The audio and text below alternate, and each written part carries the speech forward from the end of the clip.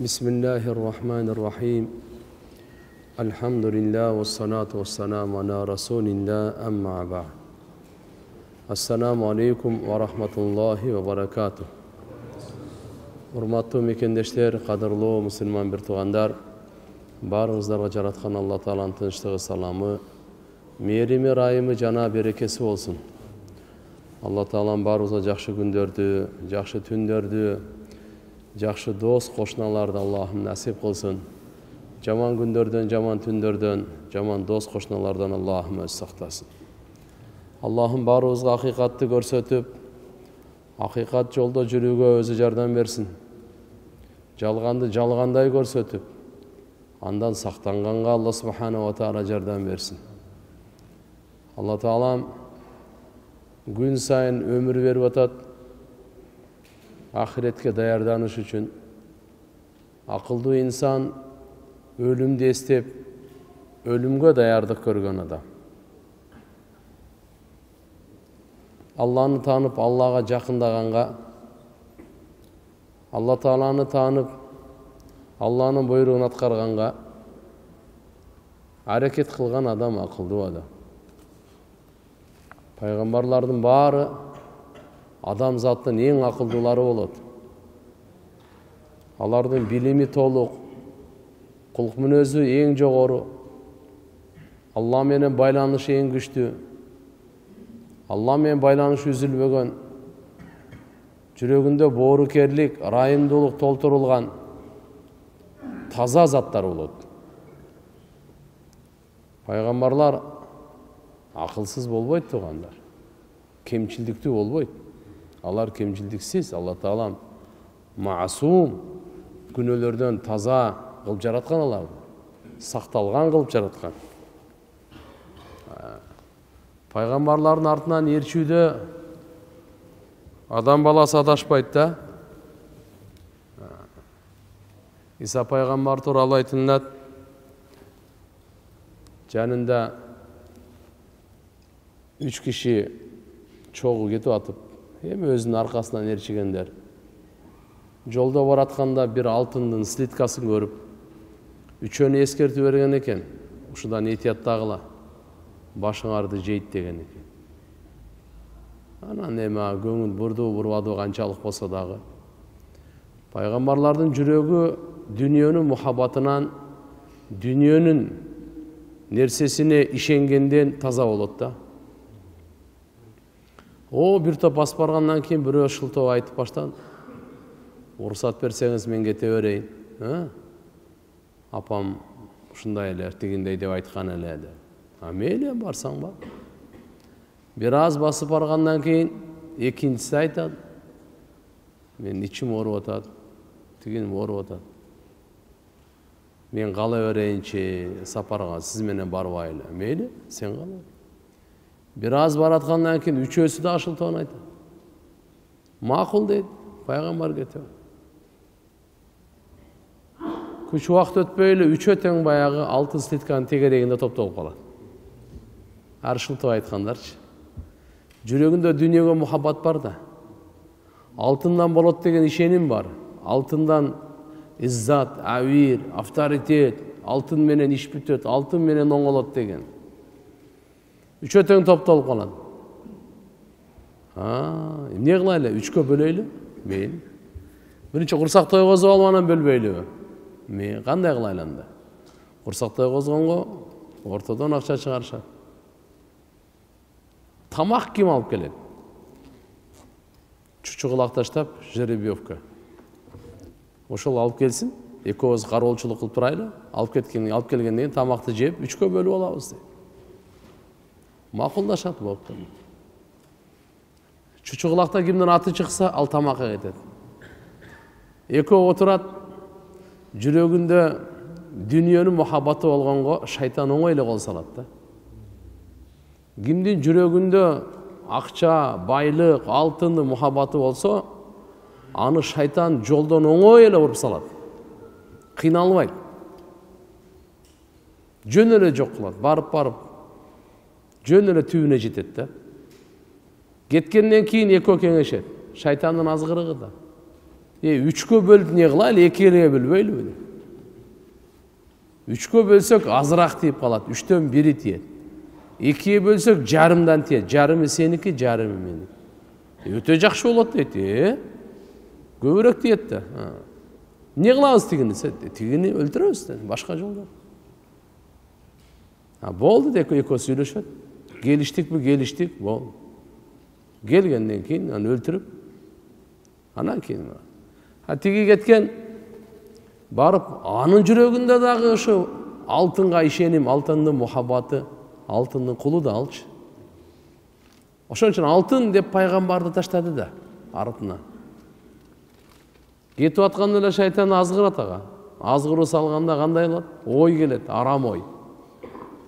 Üçкө бөлүп отурбай эле жалгыз өзүң алсаң болбойбу? Жалгыз өзүң эле алып коям, эмне кыласың? Üçкө бөлүп, 3төн 1 саңа тий. Кандай кылам аны? Тамакка уус алсаң, экөө өлөт, өзүң алып кетесиң да. Шайтандын азгырыгынын аркасынан макул деп тамакты алат, уус алат. Алып келет, алып келгенде тиги баягындай макулдашкандай буну биринчи өлтүрөт. Өлтүрүп туруп, мына эми жакшы болду, экиге бөлөбүз деп тамакты жейт, экөө тең өлөт. Караса алтындын слитканын тегерегинде 3 тең өлүп жатат, алтын баягы бойдон турат да. Иса пайгамбар сапардан кайтып келатса, караса баягы алтын слитка турат. Баягы шылтоо айтып, бирөө апам тигинтип атты эле, бирөө акчам атам мындай болуп атты эле, балам мындай болуп атты эле, ооруп аттым эле деген тегерегинде жатат. Келип туруп айткан. Айттым эле буларга, башыңарды түбүңөрдү жейт, мынадан этият болгула деп айттым эле dedi. Алымдар айтат, пайгамбарды таштады, аркасынан ээрчигенди таштады. Алла Таала ушундай акыбет кылып көрсөттү дейт. Акыркы пайгамбар Мухаммад саллаллаху алейхи ва саллям пайгамбарлардын пайгамбары туган. Биздин пайгамбарыбыз бардык пайгамбарлардын пайгамбары. Эң акылдуу, акылдуулардын акылдуусу, данышмандар данышманы.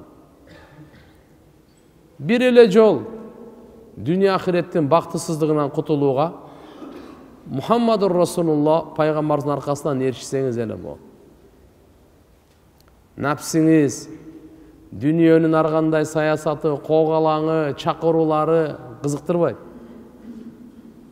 Адамзаттын мынакей эң мырзасы, эң асылы, эң тазасы, эң бактылуусу, эң жоомарты, эң бардык жагынан аркасынан ээрчи бериң.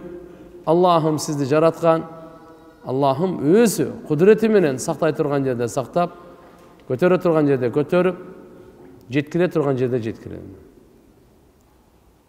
Алла субхана ва таала Кур'ани Каримди пайгамбарыбызга түшүрдү. Башка бирөөнүн жүрөгүнө түшүргөн жок. Адам заттын арасынан Мухаммадур Расулулланы тандады. Пайгамбарыбыздын жүрөгү адам заттын эң таза жүрөгү ушу. Куранды башка бирөө көтөрө албайт эле. Башка бирөө чыдай албайт эле. Дүйнөгө түшүрсө дүйнө талкаланат. Тоого түшүрсө тоолор майдаланат. Жок. Куранда Алла субхана ва таала пайгамбарыбыздын гана жүрөгү көтөрө алат, пайгамбарыбызга. Түшүндүрүп бер бардыгына. Бүгүн биз Алланын алдында эсеп бербей тургандай жашап атабыз. Алланын алдына кайтып барбай тургандай жашап атабыз. Бул өтө чоң жаңылыш, чоң адашуу. Туугандар, Алланын алдына кайтып барабыз, эсеп китеп беребиз. Ушул сезим менен жашайлы. Ушул сезим менен мамиле кылайлы.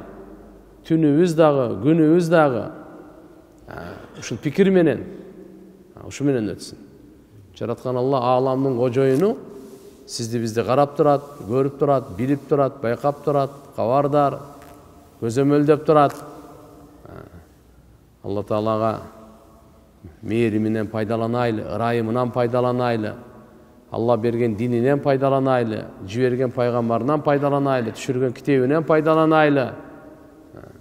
Алла жаман болсун деген эмес. İnsanды Алла Таала бейіш үшін жаратқан. Бақтылылық үшін жаратқан. Бірақ оқуқтан шықпасын деп чек қойған. Әрбір нәрсе өзінің чегінде болса жақсы да. Чегінен өткенде эле зиян береді. Адал тамақты эле чегінен өтіп жей берсең зиян береді. Ұйқысаң адал, ұйықтасаң адал. Бірақ ұйықтай эле берсең зиян береді, тақсыр, бұл зиян береді. Gülüp жүрүш керек, маша маанайды ачып. Бұры гүлөле берсең чектен, бұл зиян, тақсыр, зиян. Әр бір нәрсен чегінен өтсең, зияны бар. Илағанда пайда. Бірақ чегінен өтіп еле илап қайғыра берсең, алды уже зиянға кетеді. Құран-ы Карим бізге ошы чектерді үйретүү, көрсөтүү үшін Алла Таалам пайғамбарымызға жүрген. Татықты жашайлы. Бири-бирибизге жакшы ойдо, жакшы каалоодо, пайда жеткирүүдө, кайгысын бөлүшүүдө, кокус ылдыйөөдө болуп калса, мына ушундай жашоону үйрөткөн үчүн Куран түшкөн. Куран түшкөн. Таза жашоону бериш үчүн. Хаятын тоййиба деп коет, таза жашоо. Акылдары таза, көз караштары таза, ойлору таза, каалоолору таза, амалдары таза. Бири-бирине болгон мамилелери таза. Ман амила салихан мин закарин ау унса ва хуа муъминун фаланухйяннаху хаятан тоййиба. Эркек болсун, аял болсун айырмасы жок. Жакшы амал кылсын. Жакшы амал Аллахтын өкүмдөрү, пайгамбардын сүннөтүндө аткарсын. Содасындагы, үйлөнгөнүндагы, кайгысында, басканында, турганында, курсанчылыгында, тоюндагы, жегенинде, ичкенин, тапканын, сарптаганын, түндөсү, күндүзү, сапарда, үйдө, мечитте, көчөдө, кандайда болбосун. Аллахтын өкүмү, пайгамбардын сүннөтүндө. Иман менен болсун. Алла вада берип атат. Биз ошондойлорго сөзсүз эң таза, пакиза жашоо беребиз дейт. Ишенимдери таза, мамилелери таза, аң сезимдери таза. Аллаху акбар. Жегени таза, кийингени таза, ою таза, каалоолору таза, күмөндөрү таза. Болбосо арам менен аралашып жашоо бүтөт, ошо ойдон урган бойдон кетет ахиретке. Башка эчтеке жок. Куран-ы Каримдин жолдомосу туган. Алла бизден сизден көп нерсени талап кылган жок. Рызкыны мен берем дейт. Көп кайгыры бербе рызкы боюнча. Каяктан жейин, бала чакам каяктан жейт. Алла айтат, силерге да, балдарыңа да рызкыны биз беребиз дейт. Ошо эмнеден багам деп коркуп, балдарыңарды өлтүрбөгүлө дейт. Кантип багам деп. Эч кыжалат болбо. Сени да биз багабыз, бала чакаң да сени багат. Үйлөнгөндөргө Алла Тааланын тарабынан пайгамбар саллаллаху алейхи вассалам канча эскертмелер. Тазалыкты ниет кылып үйлөнгөн болсо болду, Алла мен бай кылам буларды дейт. Жүрөктөрүнө токчулук берет. Алымдар айтат, үйлөнгөндө сен коркпа кантип багам деп. Алла Таала ошол кызды үйүнөн рызкы берип атабы? Сен үйүңө келип, ошо рызкын эле кайра берет Алла Таала. Буга кыжалат болбо дейт. Ошо сен эки нерсени даярда, иманды даярда, таквалыкты даярда. Иманды бекем кыл, таквалыкты толукта. Иманды толукта, таквалыкты машалла жайына келтир. Калганы бизге таштады. Ишиңи, көңүлүңү бардыгына чабыз биз. Бардыгына, дүнүйөңдү дагы, ахиретиңди дагы биз оңдойбуз. Жараткан Аллахтын колунда. Бизден көп нерсе талап кылган жок Алла Таала. Алла менен байланышайлы, Алланы эстеп жүрөйлү, Алланы зикир кылып, Алладан жардам сурап, Алладан кечирим сурап. Өткөнкү сабакта аягында айткан элек, пайгамбарыбызды жакшы көрүү, үй бүлөсүн жакшы көрүү, сахабаларды жакшы көрүү имандан. Пайгамбар саллаллаху алейхи вассалам хутбасында айткан, ким мени жакшы көрсө, мени жакшы көргөн себебимден сахабалар жакшы көргөн. Ким сахабалар жакшы көрсө, ал менин себебимден жакшы көрүп атат. Себеп сахабалар баары мени жакшы көрөт, ошон үчүн сахабалар жакшы көрүп атат. Же мен сахабаларды жакшы көрөм, ошон үчүн сахабалар жакшы көрөт. Ман ахаббахум фа би хубби ахаббахум. Ким сахабаларды жакшы көрсө, Абу Бакр, Умар, Усман, Али радиаллаху анхум, бардык сахабаларды. Алла разы болсун. Ким аларды жакшы көрсө, пайгамбарыбыз айтат, Алар сахабалар мени жакшы көргөнүм себебинен жакшы көрүп атат, же мен сахабаларды жакшы көргөнүм себебинен жакшы көрүп атат. Ким аларды жек көрсө, ман абгадахум фа би бугди абгадахум. Анда мени жек көргөн себебинен сахабаларды жек көрөт. Охо. Мунафык адам гана сахабаларды жек көрөт. Пайгамбарыбыздын тарбия кылган, Пайгамбар саллаллаху алейхи ва салламдын колунан чоңойгон, өскөн, гамын алган, пикирин алган, динди жардам берип, ааламга таркаткан, динге жардам берип. Ошон үчүн Пайгамбарыбыз айтат: "Иттакуллаха фихим". Эй, сахабалар тууралуу силер Алладан корккула. Тилиңерди узартпагыла, этияттагыла. "Ва ла талмизухум бису". Аларды жаман сөз менен айыптабагыла силер. Жакшы сөз менен эстегиле.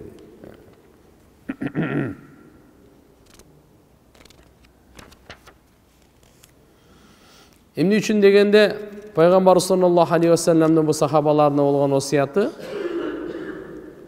Пайгамбарыбыз жашоосунда аларды иманын, амалын, мал жанын, ахиретін сақтағанға, жаналарға боорукерликке Пайгамбарыбыз өтө талапкер эле. Ошондуктан өзүнүн сахабаларына башкача мамиле кылган. Ушундай деп айткан Пайгамбарыбыз. Ибн Масуд разияллаху анху риваят бар. Пайгамбарыбыз айтат: "Ла яблугуни ахадун ан ахади мин асхаби шай'a. Фа инни ухиб ан ахруджа илейкум ва ана салимус садр." Bir дагы адам менин сахабаларымдан ушактап мага айыбын жеткирип айтып келбесин деп. Себеп дегенде мен сахабалардын алдына чыкканда жүрөгүм таза болгон абалда чыкканды каалайм деп. Ушуну жакшы көрөм деп. Бу риваят Абу Даудда, Тирмизи, Имам Ахмад бардыгы айтып келтирет ушуну. Демек Пайгамбар саллаллаху алейхи ва саллям бирөөнү сен тигин айыбын айтып кел, сен тигин айыбын айтып кел, ушактап кел деп. Жок. Айтпайт эле жок. Сахабалардын мухаббаты, таазими бул имандан.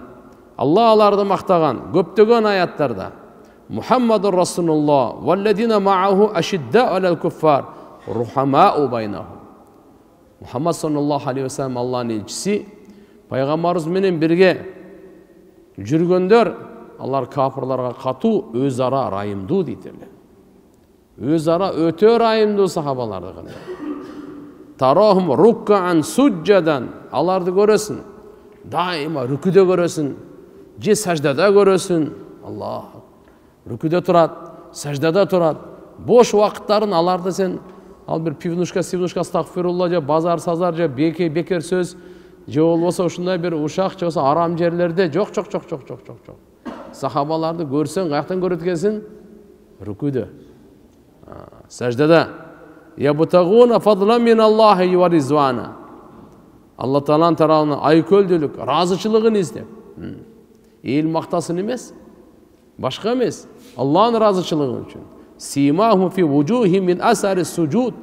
Алардын белгилери ушу. Сажда кылгандан пешенелерине сажда пешенелеринде белги туруп калат эне. Көп сажда кылган себебинен дейт. Кандай болсо дагы Пайгамбар саллаллаху алейхи ва саллям бир хадис айтат: "Ла тасуббу асхаби", силер мен сахабаларымды тилдебегиле. Фа валлади нафси бияди, менин жаным анын колунда болгон улуу Алла Таалага ант. Лау анна ахадакум анфаqa мисла ухудин захабан ма балага мудда ахадихим вала насифа. Пайгамбарыбыз айтат, эгерде силердин бирөөңөр Ухуд тоосундай алтынды садака кылса, сахабалардын бир уч эмес, жарым уч садакага кылганда жетпейт дейт. Сиз Ухуд тоосун көргөнсүзбү? Биздин Алатоодо Ухуд тоо бар. Ошондой чоң тоо алтынды садака кылыш мүмкүн эмес өзү. Бирок ошондойду садака кылсаңыз мейли. Мисал айтып коеюн дейт. Ошондой болсо дагы сиз сахабалардын ушу жарым уч садака кылган соогуна жетпейсиз. Эмне үчүн? Аларда ихлас бөлөк эле да. Аларда ихлас башкача болчу. Амал бир эле. Сиз деле ихлас менен берип атасыз. Ухуд тоосундай садака кылып атасыз. Ал деле ушу жарым уч Ухуд алтын садака кылып атат. Сиз деле Алла үчүн, алар деле Алла үчүн. Бирок алардын ихласы, алардын Алла менен болгон байланышы жер менен асмандай эле. таптакыр бөлүгү. Кыскасы Аллах субханаху ва тааля Кур'анда аятында балиллаху ямунну алейкум ан хадакум лил иман ин кунтум садикин. Пайгамбарыбыз айтты го буда. Силер ислам кабыл алдык деп мага бир милдет кылбагыла. Аллах субханаху ва тааля милдет кылса болот мына. Силерге иман берди, хидаят берди иман жолуна түшкөнгө. Эгерде чынчыл болсоңор деп. Демек Алла Тааланын иман берүүсү бенделерине болгон Алланын эң улуу жакшылыгы ушул. Улуу ролосу, улуу берген белеги ушул. Кайсы бендеге Алла субханаху ва тааля өзүн таанытып, жалгыздыгын берип, иман берген болсо. Бейиштиктер да бейишке киргенде эң биринчи Аллах менен учурашып, Аллага мактоо айтып, иман бергениңе шүгүр дейт да биринчи.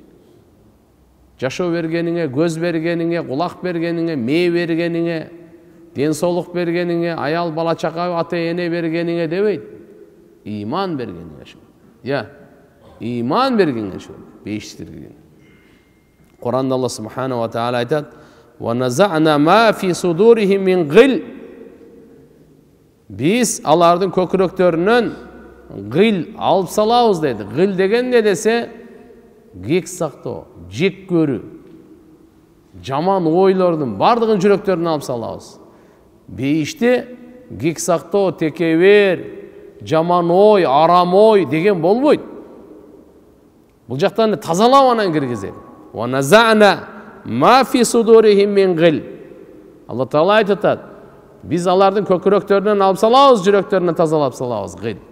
Мына бүгүнкү болгон ааламдагы болуп аткан душмандык, ааламда болгон көрө албастык, ааламдагы ушу кек сактоо, ичи тарлык, булардын бардыгы ушундай аты гил деп коет мына. Хекит, жаманды каалоо, арам ой, кара ниеттик, ушулардын барын Алла Таала алып салабыз дейт. Бейишке киргизет. Тажри мин тахтихимул анхар. Алар бейишке киргенде ушундай бактардын түбүнө дарыялар агып турат. Ва қалу, булар не дейт экен ошо бейиштиктер? Алхамдулиллахиллади хадана ли хада. Бардык мактоо Аллага болсун. Мына ушу иманга бизге жолдомо бергенине, хидаят бергенине, ушу жолго салганына, ва ма кунна линахтадия. Биз өзү туура жолго түшүчү эмес элек. Лаула ан хаданаллах. Алла эгер бизге хидаят бербегенде, Алла эгер бизге хидаят бербегенде, жүрөгүбүзгө иман салбаганда, акыйкатты угузбаганда, акыйкатты жүрөккө салбаганда, биз туура жолду табуучулардан эмес элек өзүчү. Биз ага ылайыктуу эмес элек. Ошон үчүн айтат тугандар, шүгүр кылайлы иман бергенде. Аш-шүкүр. Алхамдулилlah ала ниъматил иман. Шүгүр кылайлы. Иман неъматына шүгүр кылайлы. Алла субханаху ва тааля иншалла иман неъматына шүгүр эле кыла берсек, тартып албайт иншалла. Себеп ла ин шакартум ла азиданнакум. Көбөйтүп берүүсү мүмкүн, тартып албайт. Адам шүгүр кылганда неъматка, Алла аны көбөйтүп берет. Шүгүрсүз адам эч качан ийгиликке жетпейт. Шүгүрсүздүк бул шайтандын кол салуусунун натыйжасы. Азына шүгүр кылбаганчы, көбүнө шүгүр кылбайт эч качан. Кыла албайт көбүнө. Азыркы азына шүгүр кылбаган, дагы көп болсо экен көбүнө азына шүгүр кыла албаган, көбүнө шүгүр кылбайт эч качан. Адам затка рахмат айта албаган, Аллага рахмат айта албайт. Маллам яшкурин нас лам яшкурилла. Ким адамга шүгүр кыла албаган, рахмат айта албаган, Аллага рахмат айта албайт. Бир сизге адам курсаңызды тойгозуп, ишиңизди бүтүрүп, сизге жакшылык кылып, кажетиңизди бүтүрүп, кандай болбосун учурунда жардам колун сунган эле, сиз ошого рахмат айта албасаңыз, Аллага рахмат айта албайсыз. Мынаке, эң биринчи шүгүрчүлүк ушунчаны айтат. Я Алла, иман бергениңе шүгүр дейт.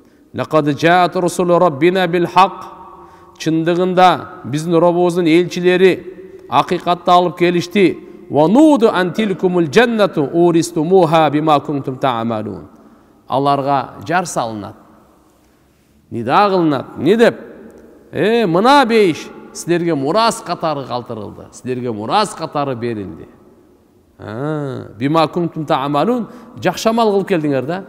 Чын сүйлөп келдиңер, адал жеп келдиңер, кулаңарды күнөөдөн сактадыңар, жүрөгүңөрдү таза кармап келдиңер, колуңарды, путуңарды, алкымыңарды, уяттуу жерлериңерден арамдан сактап келдиңер. Мына бүгүн силерге түбөлүктүү мураска бейиш берилди.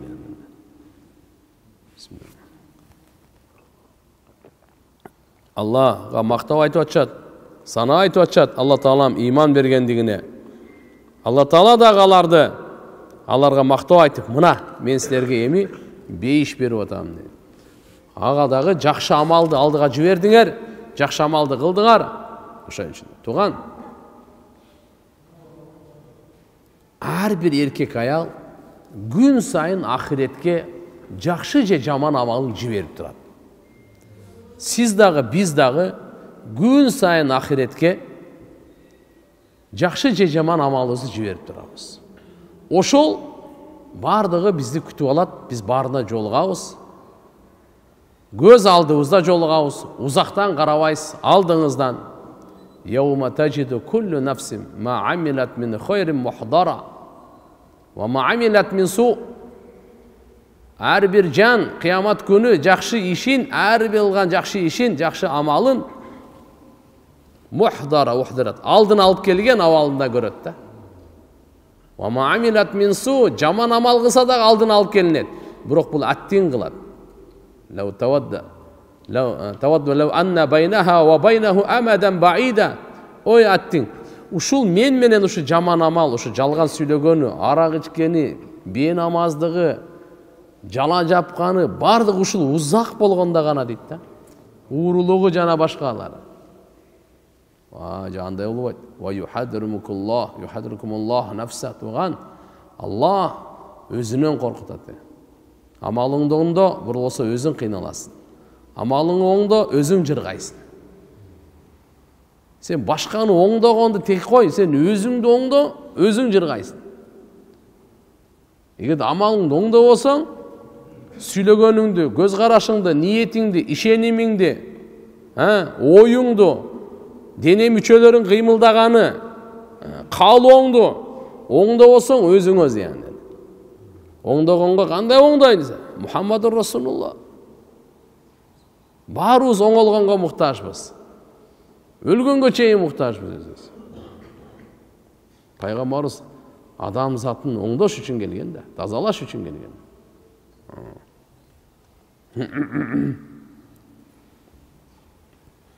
Алла субханаху ва таала жакшы иш кылуучулардын жакшылыгын эч качан текке кетирбейт. Ла юду ажрал мухсинин. Алла Таала жакшылардын ажырын текке кетирбейт эч качан. Жана алардыкын жада калса, Алланын дини үчүн, акыйкат үчүн чарчаганыңыз, кыйналганыңыз, кайгырганыңыз, булар да текке кетпейт. Бирөө да текке кетпейт. Шариятта аткарып аткан милдеттериңиз бирөө текке кетпейт. Кур'ан-ы Каримде фани'ма ажрул амилин, жакшы амал кылуучулардын акысы берилген кандай гана мыкты дейт. Алла Таалам кандай бир белектерди тартуулап берет. Инна хада кана лакум жазаа ва кана сa'юкум машкура. Бул туган билип коюңуз, алар үчүн ушундай сыйлык жана алардын мээнети кадырланган. Мечитке келгениңиз кадырланган, намаз окуганыңыз кадырланган, орозо тутканыңыз, садака бергениңиз, дуа кылганыңыз, зикир кылганыңыз, күнөөдөн сактанганыңыз, өзүңүздү алып качканыңыз бардыгы кадырланган, бааланган, сакталган. Алланын алдында кадыры бар. Жараткан Алланын алдында ошого ар бир амалыңызга атайы сооптор дайындалган, белектер дайындалган, сыйлыктар дайындалган. Жөнөкөй эмес. Ар бир даратыңыз, ар бир зикириңиз, ар бир шүгүрүңүз. Так что жүрөктү кенен кылып, көңүлдү ачып, альхамдулилля жакшылыкты таркатыш керек. Жамандык менен күрөшүш керек. Салихин, муслихин, оңолуучулар, оңдоочулар. Бул үммөт өзү да оңоло турган, башкаларды да оңдогонго аракет кыла тургандар.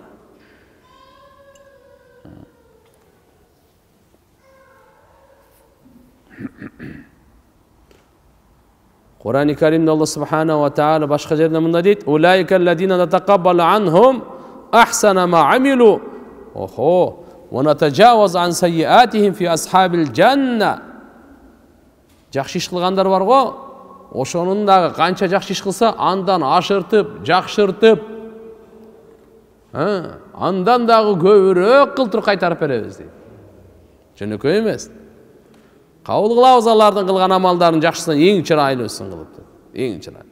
Жана аларда кемчилик, ката, жаңылыш болуп калат адам болгондон кийин. Бул атайлап кылбайт. Дайым айтабыз, момун адам атайлап күнөө кылбайт, момун адамдан болуп калат. Жаңылып калат момун адам. Иманы бар адам ал атайлап күнөө кылбайт экен да. Атайлап кылат деген өзү имандын адебине каршы экен да. Ошон үчүн имандуу адам алхамдулилля жакшы амалдарды кылат. Эгерде болуп калса күнөө, аны таң атканга чейин эмес, уктаганга чейин жумайынча уктабайт ал. Алладан кечирим сурап, жууп анан жатат. Себеп таң атып көз жумгандан кийин Кудай билет ал. Көзүн ачканда бул дүйнөдө же тияктабы. Канча деген адамдар бар, көз жумат, ачса бул дүйнөдө эмес. Канча деген адам. Вa'dan aleyhi haqqan fit Tevrat vel İncil vel Kur'an ve men awfa bi ahdihi min Allah. Bul Kur'anda emес, Kur'anda murdagı tişkön kitaplarda, Tevrat'ta, İncil'de, Kur'andın özünde bul vada. Allah Taala'dan dağı vadanı tolu atkarıcı var mı özde? Yok. Allah innallah la yuhliful mi'at. Allah vadasın hiç kaçan karşı çıkmaydı tuğan. Ve men astaqı minallahi qila. Vaadallahu'l mu'minin vel mu'minat. İmanı var erkek ayaldarga Allah vada vergeni. Ne de bu vada vergen? Cennetin tecri min tahtihal anhar. Uşunday beyiştin baktarın tüyünen daryalar ağıp durgan halidine fiha tübölükte anda kalışat. Ve masakine tayyiba. Ana kansaraylardı, turak jaylardı göre veri kanday okmuşlar. Dünyada da masakine tayyiba Allah subhanahu wa ta'ala. Fi cenneti adın. Adın beyişinde Allah subhanahu. Ve ridvani minallahi akbar. Allah'ın razıçılığı barınan ulu, jogoru, çoğ. Dalik huvel fawzul azim. Buna uşul ulu baktoluluk tuğanlar. Allah'ın razıçılığı var mı? Beyişke girgende beyişti nimetlerin, beyiştiklerge bergenden keyin Allah'a aytat Allah Taala. Kanday oldu bu yağı? O Allah, maşallah, şunu verdin, şunu verdin. Bundan dağı çoğurak nimet vereyim mi? Kaysı nimet? Allah Taala aytat, mına ki, men sizlerden razımın, hiç kaçan razı olmayayım deydi. Bunu uqqanda murunku algan nimetlerini unutup kalışat da. Allah'ın onu yaptı. Allah Taala'nın barımızga nasip kılsın tuğanlar. Şonun için dünyada 60 yıl, 70 yıl, 80, 90, 100 kança yıl yaşasan yaşa. Sen erte ölüp kal dep echkim aytып atkан jeri jok. Dindin çakırığı, dindin işenimi. Bırak dünyaga aldanıp kalba. Dünyanın azgırgına aldanıp, uşu yakta ele kalat okşoymun dep, tiyaka dayardanbay barıp kalba degende çakırık. Allah'ın nimetini tora paydalanayın. Bardığına. Ulaike humur raşidun. Fadlan minallah ve ni'ma. Uşul adamlar toğra jol tapkandar. Bu Allah'ın tarafından ay köldülük. Nimet bul. Vallahu alimun hakim. Bilüçü danışman Allah Teala. Kur'an'da Allah Teala ayet. Ve nistagfiru rabbakum summa tubu ileyh. Yumatti'kum mata'an hasana. İla acelin musamma. Ve yu'ti kulle zi fadlin fadlah. Ve in tevellev fe inni akhafu aleykum adabe yevmin kabir. Qarаңчы, Kur'an Allah Teala ne deydi? Allah Teala'dan geçirim sırağıla, jaratkanыңа, jaratuvчуңардан geçirim sırağıla. Meni, sizdi, denebizdi dagı, ruhubuzdu dagı Allah jaratkan. Deneni dagı, bardıq müçölörü Allah jaratkan. Ruh, anı da Allah jaratkan. Denebizge ruh saluçu da Allah, deneden ruhtu çıgaruçu da Allah. Жүрөккө iman saluçu da, alıp koyucu da Allah.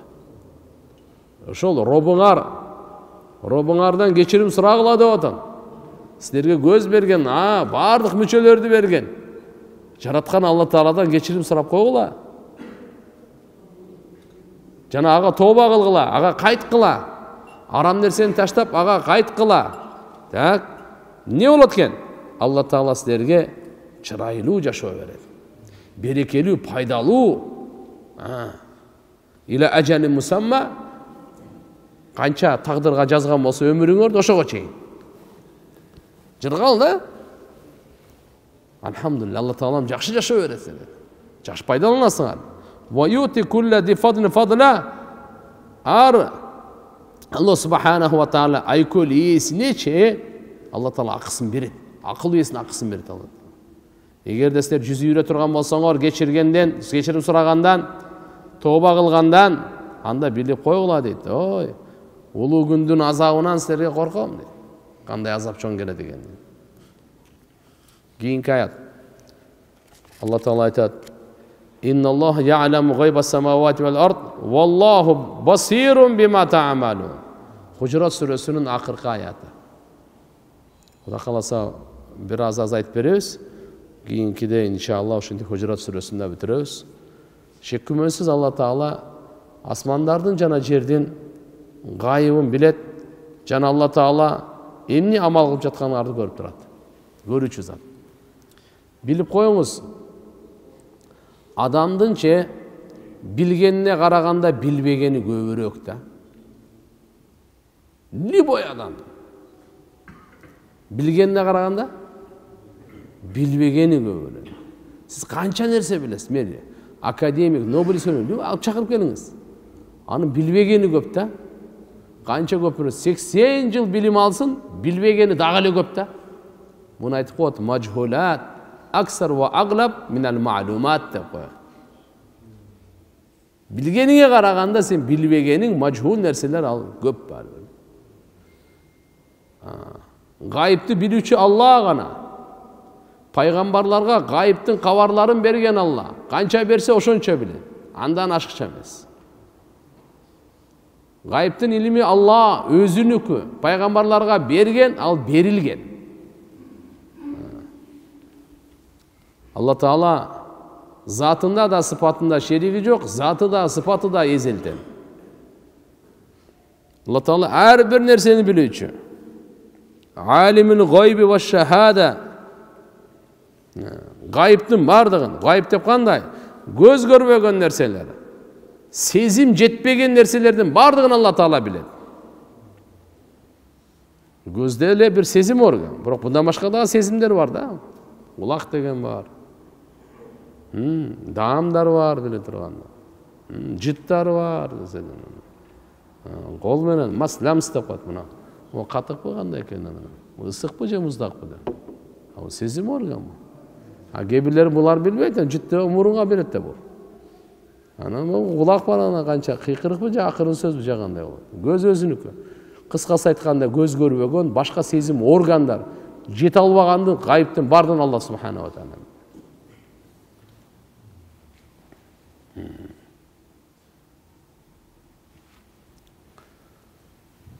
La ilahe illallah.